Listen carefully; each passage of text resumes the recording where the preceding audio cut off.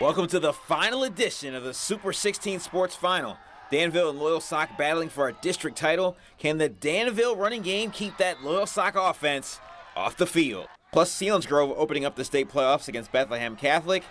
The Seals trying to stay undefeated and advance. Lackawanna Trail, a perfect 12-0 in the season, taking on the battling Miners of Minersville and their sophomore quarterback, Dante Carr. The winner goes to the Grade 8. It's next on the Super 16 Sports Final.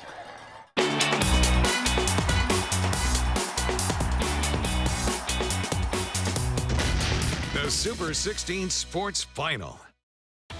The Friday night lights go off and we come on. Welcome to a special playoff edition of the Super 16 Sports Final. I'm Ron Snyder. The rain and the cold temperatures cannot keep away teams' excitement for another Friday to try to survive in advance. That's the only way to do it if you want to win a state title. And let's start off with Minersville and Lackawanna Trail. Luke Stefanowski from Minersville. He's been bulldozing over people throughout the entire season. Same story for Lackawanna Trail. Lucas Gumble, man, just keeps gumbling up yards, cannot be stopped. Smash mouth football at its finest. In the first round of the state playoffs, Lackawanna Trail getting off to a strong start, 26-0. They've scored 40 or more points in every game since October the 6th, first possession of the third quarter. Lucas Gumble, he's ready to party in the second half.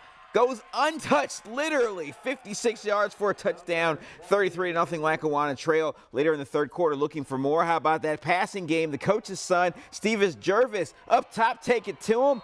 Easton Schultz, well, one problem. He's on the other team, Minersville. That's an interception, but they can't capitalize on the interception. So back to this man, Gumble, for the first down. Rumbles 13 yards into territory for Minersville.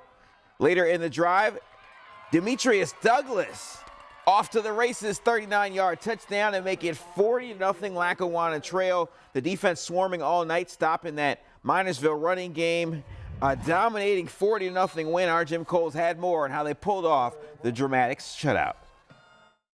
40-0 tells it all. Colby Soltis, linebacker. You go up against a quarterback getting Division I looks, a running back with big-time numbers. How did you do it? We knew going into this week we're going to have to be very disciplined and just do our jobs. We have 11 men on the field that are here to dominate. We're in the state playoffs. No one's easy, so we came here ready to roll and did what we did and came out with a 40-0 win. They had two big-time players, but the depth, and Coach mentioned that. This is a team built top to bottom, isn't it? Absolutely. We have 33, 34 men on this team that every day come out and work against each other as competition to get better, and it's great. Thank you. Steve Jervis, quarterback for the Lions. You knew in the summer this could be a very special team.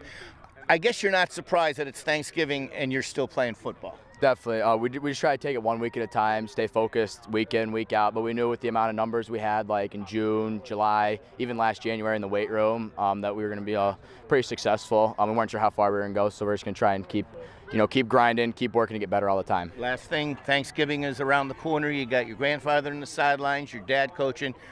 What are you thankful for most? Thankful for everyone. Thankful for this team. Thankful for this community. Just thankful for all the guys. All right. The Lions are devouring everything in sight. Moving on to the quarterfinals. Jim Coles, Newsmont 16 Sports, Ulrichsburg. Thanks, Jim. Well, pressure is not an issue for the Selinsgrove Seals. They've overcome Delaware Valley, Jersey Shore, all those difficult teams to stay undefeated this season. And after knocking off Jersey Shore in the district playoffs for the first time since 2017, the Seals determined to keep their magical season alive. Seals taking on Bethlehem Catholic. The Golden Hawks came in with 5 losses, but Derek Hicks said they're a difficult team to deal with. They've had some quality losses this season. 3-0 Selinsgrove, the handoff to Tucker Teets. Oh, he's always ready to rumble. Goes through the right side, 35-yard touchdown, 10-0 Selinsgrove. Bethlehem Catholic with an answer, though. Caden Vassa, just a sophomore, connects with Jacob Sutton, trims the lead to 10-7. Later in the second quarter, 10-7 still. How about that passing game? Mark Pastore finds Andrew Sasman over the middle. He fights his way down to the 2-yard line. And then later in the drive, Ethan Miller rumbling his way forward to make it 16-7 Selinsgrove. Fourth quarter now, Teets, he knows what to do with it. Weight room, that's work in the offseason. He's ready for an 11-yard touchdown. First running back in Selinsgrove history to run for more than 2,000 yards. The Selinsgrove Seals advance and win 20-13. They advance to play Juniata next week. Last year, Southern Columbia knocked off Troy and knocked them out of the playoffs, but Troy's head coach Jim Smith says his young football team learned so much from that loss to build for the future. 1 year later, they're undefeated, but forget lessons now. These guys ready to win and try to march on into the state playoffs. Undefeated Troy trying to capture their first district title in 10 years against a team that's won 6 straight state championships. That's a difficult task to deal with. Troy on the move in the first quarter. Evan Woodward throws it towards the sideline. Oh, that's a great connection with Mason Smith for the first down. However, the drive would stall. Two teams with some great defenses in this one. Skip ahead to the second quarter. Still no score. Woodward looking over the middle. Cameron Harwick moving those chains. What a great catch coming through. But the Trojans were unable to put any points on the board, so we go to halftime. Squirrels, the rain's picking up, and that's when Garrett Garcia gets nasty, all with the stiff arm and the touchdown. 5-yard touchdown for Garcia. It's muddy, but that gives them the lead. Now we go to the fourth quarter. Tigers knocking on the door again, leaping and lunging his way to the end zone. Of course, it's Garrett Garcia one more time. 14-0 Southern Columbia. They find a way to win this one, earning a shutout to win 14-0. District 4 Class A district title game. South Williamsport facing Muncy. South Williamsport trying to get on the board early. Ryan Casella lunging forward for 1 yard out to make it 8-0 after the 2-point conversion. But Muncy trying to find an answer. Styles, Iyer. Oh, that's just how he drew it up. 50-yard touchdown to Landon Warmer. Indians responded, trimmed the lead to 8-7. Still in the first quarter. Mounties trying to answer Ryan Casella is like, I'll take it from here. 35-yard touchdown or first down. And then on the next play, they would score to make it 15-7. Second quarter now, same story. Kastner scores to make it 22-13. And in the third quarter, some more muscle. Ryan Casella scores again to make it 36-13. South Williamsport moving on to the state playoffs, winning the district title 57-20.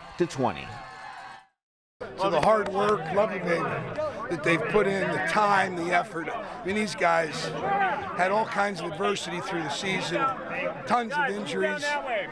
They worked hard, they got their grades, and now they're district champs. We really take pride in building an offensive line, building running backs, and running the football. So for us, I mean, this is just another day. It rained, so it was even helpful. I mean, we had a huge week last week against Canton throwing over 200 yards, but this week, I don't know if we threw one pass.